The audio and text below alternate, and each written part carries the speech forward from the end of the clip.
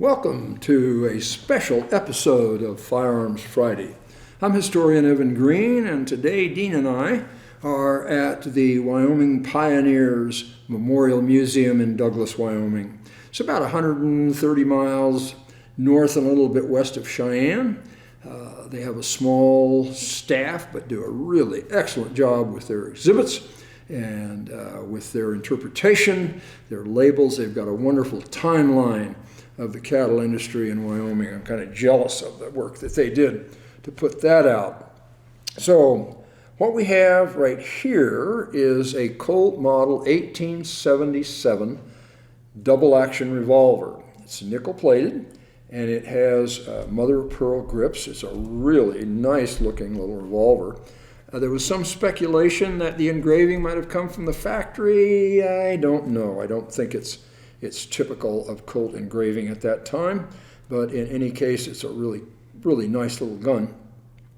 It's in caliber 41 Colt. These were available in 41 Colt and 38 long Colt. So this would have been a really nice personal protection firearm. It was Colt's first double action revolver.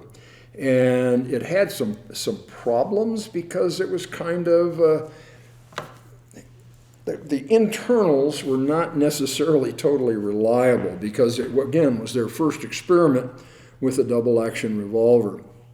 So they were prone to go out of time and to have other types of failures if they were used hard.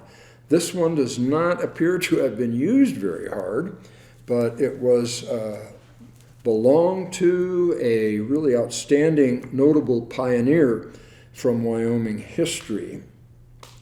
So it was reliable enough that people like Billy the Kid and John Wesley Hardin used them, carried them, shot them.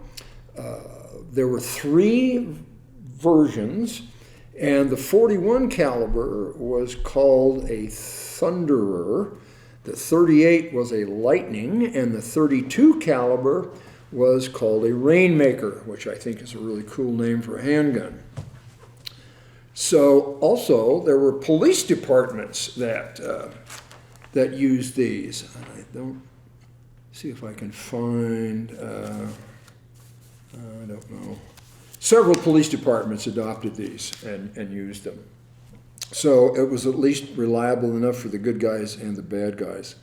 So the owner of this was a guy named James Clay, J.C. Abney, born in 1837 in Kentucky. 1860s, he moved to Nebraska City. Where he had a livery stable.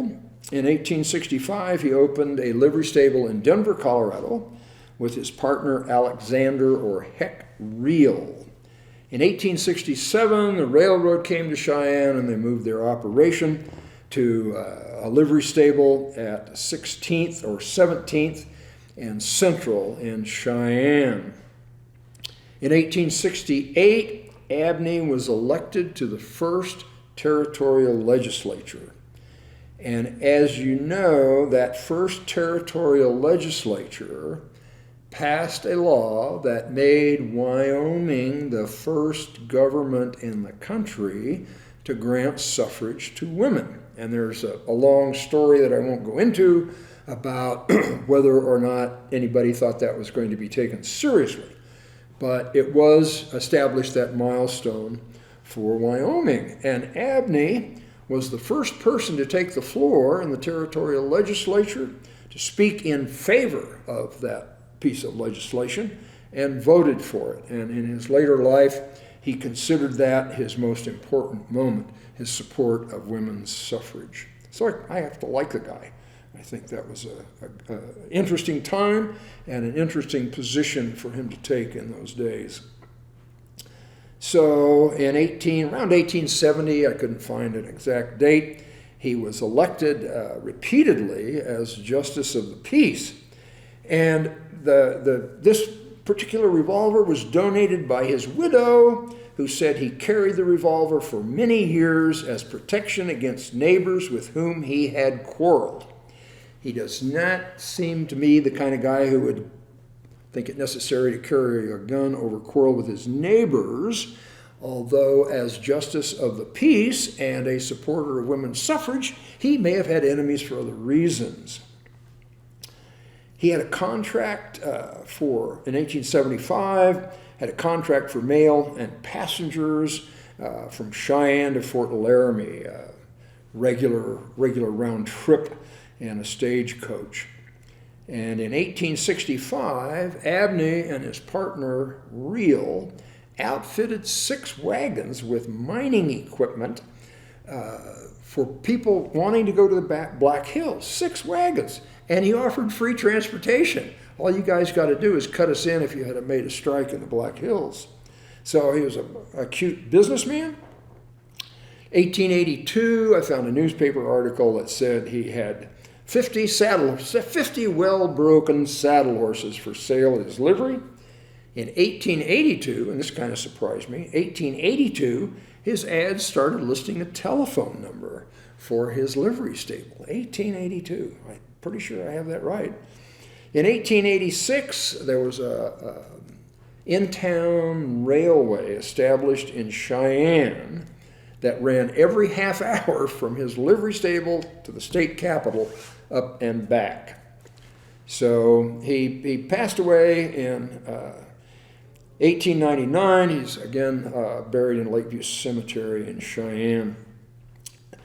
So in 1886, a little more information on that municipal railway. In 1886, when the site of the state capitol building was selected, some of the citizens from Cheyenne organized a street railway company for the purpose of constructing a line from the Union Pacific Station to the capitol. And his livery stable would have been, the stables for this railway were at 16th and Central. The Union Pacific Railroad Station is at 15th and adjacent to Central. So J.C. Bard was secretary and general manager. 3 cars, each 12 foot long with a seating capacity of 16 passengers, were built in Cheyenne. And on January 10th, 1888, the first car passed over the tracks. After that, trips were made every half hour from Abney's livery stable to the Capitol building. And he furnished the horses to draw the cars. That horse railway was the only one in Cheyenne for more than 20 years. But it's kind of amazing that 3 cars, each holding 16 people, in 1886 from 16th Street to the Capitol, which is on 24th. That's an amazing amount of traffic. I suppose some of these were people who were working on the Capitol. But again, a businessman, and sounds to me, based almost entirely on his support for women's suffrage, that he was on the right side of history. Found no negative information at all. One of my resources is the newspapers.com, which is somewhat expensive for a membership, but it's an invaluable resource for historical research because you can enter in a newspaper, a date, a person, and just find some interesting things, interesting newspaper articles about that person. My problem is it's so cool. You go back to these newspapers in the 1880s and the ads and the other stories that aren't associated with the person I'm trying to find. I can spend hours just browsing through those old newspapers. But anyway, 1877, Colt's first double-action revolver, nicely engraved, mother-of-pearl grips. Some of these, the ones with the longer barrels, had an ejector rod. It has that same hinged cylinder latch that loads just like a single-action Army, and the longer barrels had an ejector rod. These shorter barrels, whether they were on this 1877 revolver or other Colts, including the single-action Army, if they didn't have the ejector rod, they were called sheriff's models or storekeeper's models. And obviously this one was a legislator livery stable model from James Abney in Cheyenne in the latter part of the 19th century. So once again, I want to express my public appreciation to the museum here, the Wyoming Pioneer Memorial Museum, for letting us come up here and make some videos. So if you got questions about this gun or James Abney or other things about that we've talked about in this video series called the Museum here in Douglas, if you want to talk to me with questions about firearms or to talk about Wyoming history, you can contact me through the Wyoming State Museum's webpage. Whoever answers the phone will take a message, and I will get back to you because I've had some very interesting conversations with people who've watched these videos. So thanks for watching.